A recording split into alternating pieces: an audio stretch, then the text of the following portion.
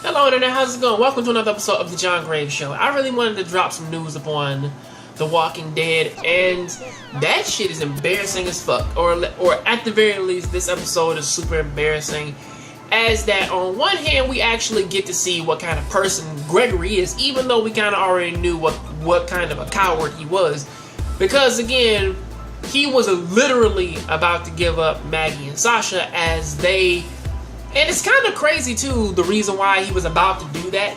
Because again, he's sort of like at this place where Ricky is now, where that you would say where that you don't hide anything from them and you give them every single thing that basically you can find a value or that you see as a problem. Literally, you become a fucking tattletale, of saying, hey, like these two girls who basically attack your people are here, and of course, I will give you basically whatever you want.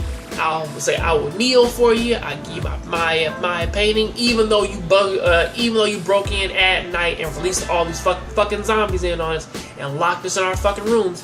Well, yes. Wait, that was actually the hilltop that locked Maggie and Sasha in their room. But still, from that, it's like you still saved us by basically giving us a little bit of courage to kill these specific zombies and everything. And it's kind of annoying, not necessarily, well, Gregory is like a bigger part in that. I mean, again, it was also the whole thing of him grave robbing, but then again, it's also the other thing too of like, you're about to give up two of the people who basically like saved your fucking town, or at least like saved your fucking community along with Jesus, essentially, And Jesus, of course, he calls him the fuck out, though. But there is one thing that I do like about this episode, though, is that they do kind of foreshadow something in the comics in which that Maggie does actually become the leader of the Hilltop.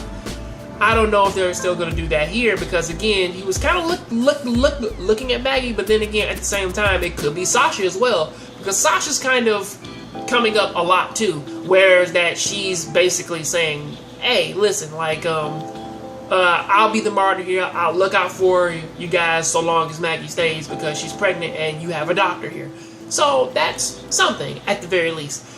But also, upon the flip side of that, too, is that, like, we actually kind of see what is going on with Carl and also Enid, as Carl's basically going on to say, hey, I'm about to break into... I'm about to, like, sneak into wherever the fuck, like, Negan's main camp is, and I'm about to fucking kill him. And I kind of like that, Which we kind of have this interesting pairing between Carl and Jesus, whereas that Carl breaks in the same way as he does in the comic, except for he doesn't have an AK, or he doesn't have Abraham's rifle with him, so that's kind of sad. But also, upon the flip side, Jesus is also there, but Jesus was kind of doing like a different trail because he was following, I believe, Dwight at the time. But now it's actually kind of interesting to sort of see them pair up here. I kind of like it. I don't know how far they're gonna go with it, but I'm liking it so far. Till then, though, that is what I gotta say about that. Tell me what you think about this down there in the comment section. I'll catch you on the next Jongravesshow. Sorry for making this video so goddamn short, but till next episode, I'm out. I'm actually happy to see Dragon Ball Super episode 67 because, again, episode 67 is fucking amazing, and it actually kept me up at the edge of my seat. It did kind of make me ask a question, though, as to how did